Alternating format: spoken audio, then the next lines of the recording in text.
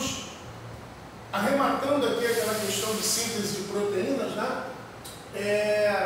Voltei para fazer alguns comentários que acredito que sejam muito importantes. Existem situações em que o total de códons lidos não corresponderá ao total de aminoácidos produzidos na proteína. Porque a gente, para introduzir esse assunto, né, a gente sempre fala da mesma forma. Códons codificam aminoácidos. Então, se eu tiver uma proteína com 100 aminoácidos, eu terei um gene com 100 códons, né? Isso é para que você tenha um entendimento inicial. Mas é possível você ter um gene com 100 códons e essa proteína, ao final, ela não ter 100 aminoácidos, ela ter menos, ou em alguns casos mais, né? Então, existem mecanismos que podem interferir nisso aí. Então, esses mecanismos, a gente vai começar a entendê-los agora, né? Porque a gente já está bem familiarizado com a transcrição e a tradução. Então, eu posso classificar, por exemplo, mecanismos pós-traducionais. O que são mecanismos pós-traducionais? Mecanismos pós-tradução. Ou seja, a proteína saiu, lá tem 100 códons, aqui tem 100 aminoácidos. Entretanto, alguns mecanismos internos podam essa proteína. Podam a proteína. Então, tirando ali 3, 4, 10, 20 aminoácidos. Então, os mecanismos pós-traducionais são aqueles mecanismos que vão atuar depois da tradução, ou seja, na proteína pronta. Então, é possível você ter, por exemplo, a síntese de uma proteína produzindo duas. Eu parto aquela proteína no meio e ela se transforma em duas. Então, fere um pouco, né, aquele dogma que diz que um gene é uma proteína. Não é isso? Às vezes não. Às vezes um gene pode produzir 2, 3 proteínas. Por quê? Por mecanismos pós-traducionais. Perfeito? Agora, existe um mecanismo que é um mecanismo pós-transcricional, ou seja, ocorre após a transcrição. Esse mecanismo, inclusive, ele só acontece em eucariotos e acredita-se que seja em função da presença da carioteca. O que acontece? Existem seções desse DNA. Vamos fazer assim, ó. Vamos fazer o DNA aqui? Então, o DNA está aqui. Aqui o RNA mensageiro. Quando esse RNA mensageiro ele lê o DNA, ele copia o DNA na íntegra. Correto? Ele copia o DNA na íntegra. Então, amigos, daqui para cá está havendo uma transcrição. Perfeito? Está havendo uma transcrição. Entretanto, a gente observa que existem trechos desse DNA que são copiados para o RNA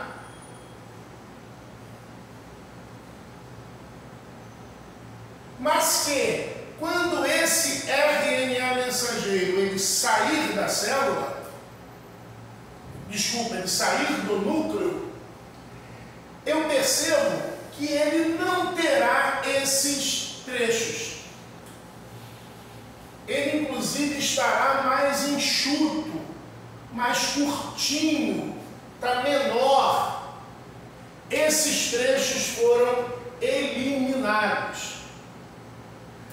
A esse esse fenômeno nós chamamos de splicing genético, ou splicing, ou poda genética.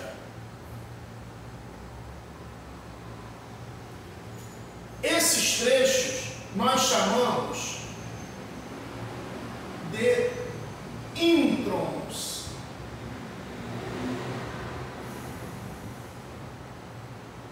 Esses introns vão ser retirados e vão permanecer aqui para dar origem a novos RNA mensageiros, vão ser aproveitados, porque são blocos de nucleotídeos, né, que podem ser usados para a fabricação de novos RNA mensageiros, sem problema nenhum.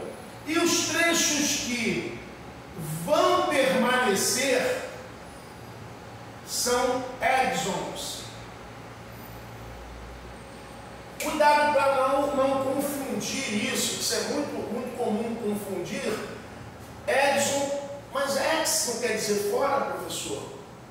In não quer dizer dentro. Ué, então o in sai e o exon fica? Não. O exon sai, ele vai para o seu lado. O in fica dentro do núcleo. Os introns são retirados e os exons mantidos. Então, a gente passa a chamar, inclusive, esse RNA mensageiro aqui de RNA mensageiro final. RNA mensageiro, alguns chamam de um nome mais pomposo, transcrito final. E esse RNA mensageiro de RNA mensageiro primário, ou RNA mensageiro inicial. Então é possível você ter um gene, em azul é o gene, né? Vamos lá, em azul é o gene. É possível você ter um gene com 100 códons, e esse gene com 100 códons, ele produzir um RNA mensageiro final, porque nem sempre isso acontece só com alguns genes, ele pode produzir um RNA mensageiro final com 70, com 60 genes. Consequentemente, a teoria gene-proteína acaba ficando meio balançada. Mas são mecanismos que acontecem e que são importantes a gente saber que eles acontecem. Mas o básico da síntese de proteínas é o mais importante, até porque sem o básico você não vai entender isso. Então, de novo, mecanismos pós-traducionais, né? São mecanismos que atuam na proteína.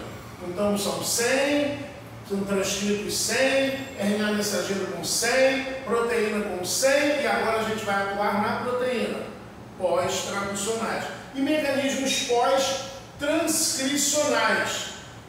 Ocorre a transcrição, forma-se um RNA mensageiro inicial, primário, e aí esse RNA sofre um splicing, que é a poda, e ele produz um RNA mensageiro secundário. Esse sim vai sair do núcleo e vai até o ribossomo. Então esse já vai produzir uma proteína, que inclusive pode até sofrer uma modificação pós-traducional também, nada impede, correto? Então pode produzir uma proteína até menor.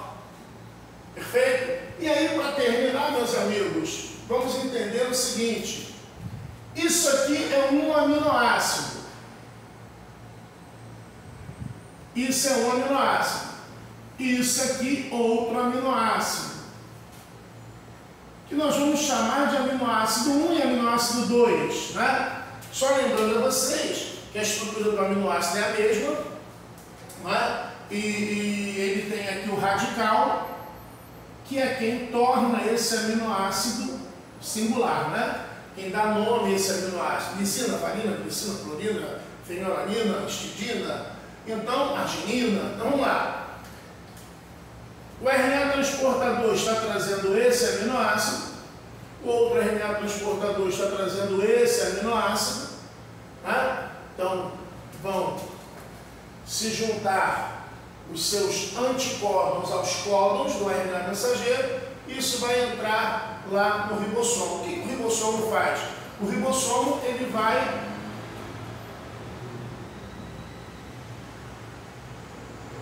retirar esse OHH. Opa, o que é OHH? Isso é uma água, né? Isso é uma água. Por isso que a gente chama de síntese por desidratação. E aí o resultado disso vai ser o quê? O resultado disso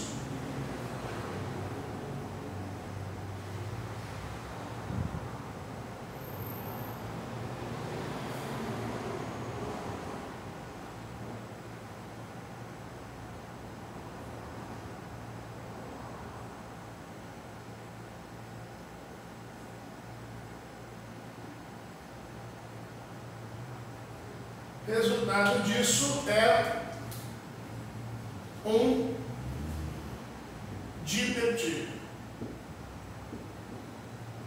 Resultado disso é um dipeptídeo.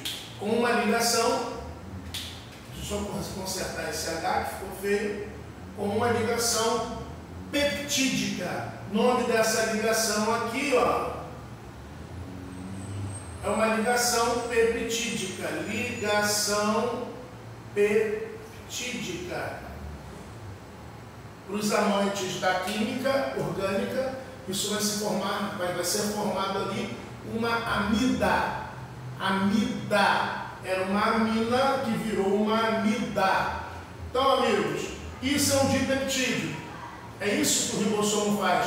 E é isso, ao contrário, que o teu aparelho digestivo, as tuas enzimas digestivas vão fazer. Quando você engole um dipeptídeo, a sua enzima vem aqui, devolve a molécula de água e separa o aminoácido do outro aminoácido.